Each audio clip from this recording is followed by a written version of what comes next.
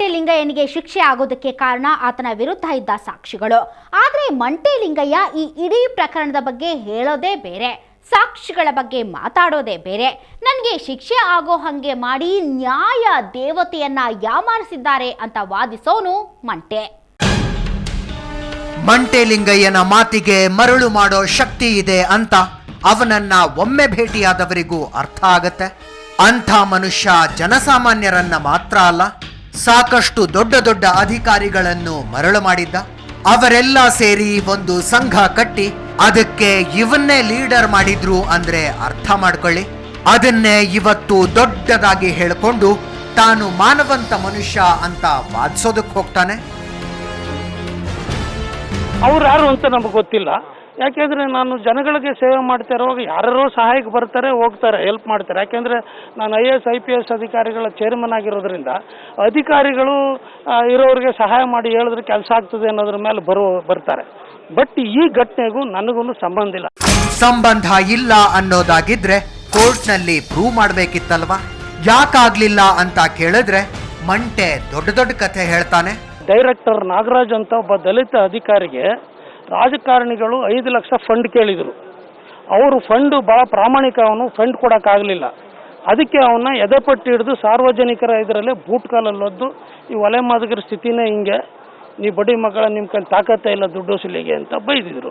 ಅವರು ನ್ಯಾಣ ಹಾಕೊಳ್ಳೋಕೆ ಹೋಗಿ ಅದನ್ನು ತಪ್ಪಿಸಿ ಯಾರೋ ನಮ್ಮ ಹತ್ರ ಕರ್ಕೊಂಬಂದರು. ಯಾಕೆಂದರೆ ನಾನು ದಲಿತ IAS IPS ಅಧಿಕಾರಿ, ಡಾಕ್ಟರ್ ವಿಶ್ವಜ್ಞಾನಿ ಅಂಬೇಡ್ಕರ್ ಮೆಮೋರಿಯಲ್ ಟ್ರಸ್ಟ್ನ ಅಧಿಕಾರಿ, ಸರ್ಕಾರಿ ಅಧಿಕಾರಿ ಸಂಘದ ಅಧ್ಯಕ್ಷನಾದ್ರಿಂದ ಅವರು ನನ್ನ ಹತ್ರ ಕೇಳ್ಕೊಂಡಾಗ ನಾನು ಆ ಮಿನಿಸ್ಟರ್ಗಳ ಮೇಲೆ ಯಾರು ಅಲ್ಲೇ ಮಾಡಿದ್ರು ಅವ್ರ ಮೇಲೆ ಅಟ್ರಾಸಿಟಿ ಕೇಸ್ ಆಗಿದೆ. ಸರಿಯಪ್ಪ, ಅದಕ್ಕೂ ಇದಕ್ಕೂ ಏನು ಸಂಬಂಧ? ಹಿಂಗೆ ದೊಡ್ಡ ದೊಡ್ಡ ಜನರನ್ನ ಎದುರು ಹಾಕೊಂಡಿದ್ರಿಂದ ಎಲ್ರೂ ಸೇರಿ ಗಂಗಮ್ಮನ ಹತ್ಯೆ ಅನ್ನೋ ಷಡ್ಯಂತ್ರ ಮಾಡಿ ನನ್ನನ್ನ ಒಳ ಹಾಕಿದ್ದಾರೆ ಅಂತಾನೆ ಮಂಟೆ. ಅದನ್ನ ಕೇಳಿಸ್ಕೊಂಡು ಈ ಶ್ರೀನಿವಾಸ್ ಹೊರಬಂದ. ಕೇಸ್ನಲ್ಲಿ ಷಡ್ಯಂತ್ರನೂ ಇಲ್ಲ, ಎಂಥದ್ದೂ ಇಲ್ಲ. ಆದ್ರೆ ಮೇಲ್ನೋಟಕ್ಕೆ ಹಂಗ ಅನಿಸೋ ಹಂಗೆ ಮಂಟೆ ಮೊದಲೆಲ್ಲ ಆಡಿದ್ದ.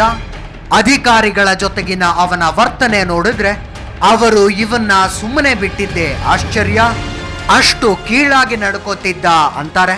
ಮೈಸೂರಲ್ಲಿ ಏನೈತೆ, ಯಾವುದೇ ಒಂದು ಸಂಘಟನೆಗಳು ಇರ್ಬೋದು, ಅವತ್ತು ಯಾಕೆ ಅಷ್ಟೊಂದು ಮಟ್ಟಿಗೆ ಮಾಡಕ್ಕೆ ಬಿಟ್ಟರು?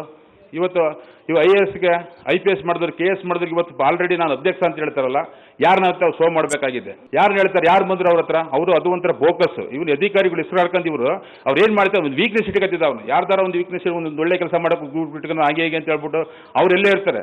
ಇವರು ಮೈಸೂರಲ್ಲಿ, ಇವನು ಹಾಕಂದ್ರೆ IAS IPS KS ಹಾಕಂದ್ರೆ ಅದೆಲ್ಲ ಬೆಂಗಳೂರಲ್ಲಿ. ಇವ್ರಿಗೆ ಅವರು ಸಂಬಂಧವಿಲ್ಲ. ಏನು ಹೇಳಿ, ಒಬ್ಬ ಕಸ ಗುಡ್ಸೋನ್ಗಿಂತ ಕೀಳಾಗಿ ನೋಡ್ತಿದ್ರು ಅವ್ರು. ನಾವು ಇವನ ಜೊತೆ ಹೋಗ್ತಿದ್ದೆ ನಾವೆಲ್ಲ ಯಾವ್ದಾದ್ರು ಸಂದರ್ಭಗಳಲ್ಲಿ, ಅವ್ರು ಕಾಣಬೇಕಂತ ಸಂದರ್ಭಗಳು ನಾವೇನು ಬೆಂಗಳೂರಿಗೆ ಹೋದ ಸಂದರ್ಭಗಳಲ್ಲಿ ಒಬ್ಬ ಕಸ ಗುಡ್ಸೋನ್ಗಿಂತ ಕೀಳಾಗಿ ಕಾಣ್ತಿದ್ರು. ಯಾರನ್ನ IAS IPS KS ಹಾಕೊಂಡಿದ್ದಾರೆ, ನಾವು ಕೂಡ ಈ ವ್ಯಕ್ತಿ ಬೆಳಕಲ್ಲಿ ನೋಡಿದ್ದೀವಿ. ಹೀಗೆ ತನ್ನ ಮುಂದೆ ಯಾರೂ ಇಲ್ಲ ಅಂತ ಮೆರೆದವನು ಮೊನ್ನೆ ಕೂಡ ಪೊಲೀಸ್ ಅಧಿಕಾರಿಯೊಬ್ಬರ ವಿರುದ್ಧ ಮಾತಾಡ್ದ. ವಿಜಯನಗರ ಪೊಲೀಸ್ ಸ್ಟೇಷನ್ಗೆ ಒಬ್ಬ ಮೋಹನ್ ಅಂತಿದ್ರು. ಅವರು ಈ ಥರ ಅನ್ಯಾಯವಾಗಿ ಅವ್ರನ್ನ ಹಿಡಿಯೋದು ಬೇಡ ಅಂತ ಅವರು ಠಾಣೆಗೆ ಬರೆದಿದ್ರಿಂದ, ಈ ಠಾಣೆಗೆ ಸಂಬಂಧ ಇಲ್ಲದೆ AK ಸುರೇಶ್ ಅಂತೇಳಿ ಅವರು 86ರಲ್ಲಿ ದಲಿತರ ಮೇಲೆ ಹಲ್ಲೆ ನಡೆಸಿದ್ರಿಂದ ತರಕನಾಂಬಿ ಸಬ್ ಇನ್ಸ್ಪೆಕ್ಟರ್ ಆಗಿದ್ದ ನಾನು ಸಸ್ಪೆಂಡ್ ಮಾಡಿದ್ದೆ 86ರಲ್ಲಿ. ಅದೇ ವ್ಯಕ್ತಿ NR ಮೂಲಕ ಬಂದಾಗ ಅದೇ AK ಸುರೇಶ ಒಬ್ಬ ಜಯಮ್ಮ ಅಂತ ಮಹಿಳೆಯನ್ನ ರೇಪ್ ಮಾಡಿ ಸ್ಟೇಷನ್ ಅಲ್ಲೇ ಮಾಡಿದ್ರಿಂದ 2 ವರ್ಷ ಅವನ್ನ ಕೆಲಸದಿಂದ ತೆಗೆದಾಕಿದ್ದೆ. ಆ ಸೇಡ್ ಇಟ್ಕೊಂಡು ಸಂಬಂಧ ಇಲ್ಲದೆ ಇದ್ರು ಅವನೇ ವಿಡಿಯೋದಲ್ಲೆಲ್ಲ ಇದ್ದಾನೆ. ಅವನೇ IO ಆಫೀಸರ್ ಮೋಹನ್ ಆದ್ರೂ ಮೋಹನ್ ಎಲ್ಲೂ ಕಾಣಿಸಲ್ಲ. ಇವನೇ IO ನಡೆದಂಗೆ ಮಾಡಿದ್ದಾನೆ. ಅಲ್ಲಿ ನೋಡಿದ್ರೆ ವಿಜಯನಗರದ ಇನ್ಸ್ಪೆಕ್ಟರ್ ಮೋಹನ್ ಕುಮಾರ್ ಮಂಟೆಯನ್ನ ಅರೆಸ್ಟ್ ಮಾಡಿದ್ದು ನಾನೇ. ಇಡೀ ಪ್ರಕರಣ ಹಳ್ಳ ಹಿಡಿಯದ ಹಂಗೆ ನೋಡ್ಕೊಂಡು ಎಲ್ಲವನ್ನು ಹ್ಯಾಂಡಲ್ ಮಾಡಿದ್ದು ನಾನೇ ಅಂತಾರೆ. ಯಾವುದೇ ಕಾರಣದಲ್ಲಿ ಈ ಕೇಸ್ ಫಾಲೋ ಬಿಡಬಾರ್ದು ಅನ್ನೋ ಕಾರಣಕ್ಕೆ ಅದನ್ನ ಫಾಲೋ ಅಪ್ ಮಾಡ್ಕೊಂಡ್ಬಂದೆ. ನಾನು ಮೈಸೂರಲ್ಲಿ ಇದ್ದೇ ಇದ್ರು ಕೂಡ, ಮೈಸೂರಲ್ಲಿ ನಾನು ವರ್ಕ್ ಮಾಡದೇ ಇದ್ರು ಕೂಡ, ಬೇರೆ ಕಡೆ ಇದ್ರು ಕೂಡ ಅದನ್ನ ಕೇಸ್ನ ಫಾಲೋ ಅಪ್ ಮಾಡ್ಕೊಂಡು ಅದನ್ನ ಸಾಕ್ಷಿಗಳನ್ನ ಸುರಕ್ಷಕ್ಕೆ ಬಹಳ ಇದು ಮಾಡಿ, ಅವರೆಲ್ಲ ಸಾಕ್ಷಿಗಳು ಕೂಡ ನನ್ನಲ್ಲಿ ನಂಬಿಕೆ ಇಟ್ಟು ಅದೇ ರೀತಿ ಕೂಡ ಬಂದು ಇದು ಮಾಡಿದ್ರು. ಅದೇ ರೀತಿ ಶಂಕರನು ಕೂಡ ಕೊನೆ ತನಕನೂ ಕೂಡ ಆರೋಪಿ ಅಪ್ರೂವರ್ ಅದನ್ನ ಕೊನೆ ತನಕನೂ ಕೂಡ ಅವನು ಕೂಡ ತಾನು ಏನು ನಮಗೆ ಫಸ್ಟ್ ಡೇ ಪೊಲೀಸ್ ಸ್ಟೇಷನ್ ಏನು ಹೇಳಿಕೆ ಕೊಟ್ಟ, ನ್ಯಾಯಾಲಯದಲ್ಲಿ ಏನು ಹೇಳಿಕೆ ಕೊಟ್ಟ, ಕೊನೆ ತನಕನೂ ಕೂಡ ಅದು ನಮಗೆ ಉಳಿಸ್ಕೊಂಡ. ಅವತನ ಕೂಡ ಅವನಿಗೆ ಸ್ವಲ್ಪ ಥ್ರೆಟ್ಟಿತ್ತು. ಆ ಕಾರಣಕ್ಕೆ ಅವನ ಮಧ್ಯೆ ಆಕ್ಚುಲಿ ಅಪ್ರೂವರ್ಗೆ ರಿಲೀಸ್ ಕೇಳ್ದ. ನಾನು ಬೇಡ, ನೀನು ಥ್ರೆಟ್ಟಿದೆ, ಸುಮ್ಮನೆ ಇದ್ಬಿಡು, ವಿಚಾರಣೆ ಮುಗಿಯೋ ತನಕ ಅಂತೇಳಿ ಅವನಿಗೆ ನಾವು ಒಳಗೆ ಇಡಿಸಿ ಜಡ್ಜ್ಮೆಂಟ್ ಮುಗಿಯೋ ತನಕ ಒಳಗಡೆನೇ ಇದ್ದ. ಇವರು ಈ ಕೇಸ್ನಲ್ಲಿ ಸಾಕಷ್ಟು ವರ್ಕ್ ಮಾಡಿರೋದಂತೂ ಸತ್ಯ.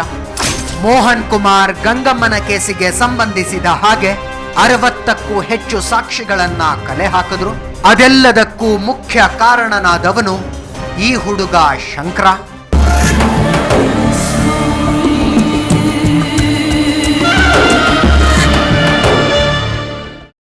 ಶಂಕರ್ ಕೂಡ ಈ ಗಂಗಮ್ಮನ ಕೇಸಿನ ಒಬ್ಬ ಆರೋಪಿ. ಅವನೇ ಇದೊಂದು ಕೇಸಿನ ಮುಖ್ಯ ಸಾಕ್ಷಿ ಆಗಿದ್ದು ಹೇಗೆ, ಅವನು ಪೊಲೀಸ್ ಹತ್ರ ಹೇಳಿದ್ದೇನು, ಗಂಗಮ್ಮನ ಕೇಸು ಹೇಗೆ ಬಗೆಹರಿಯಿತು ಅನ್ನೋದನ್ನ ಒಂದು ಬ್ರೇಕ್ನ ನಂತರ ನೋಡೋಣ.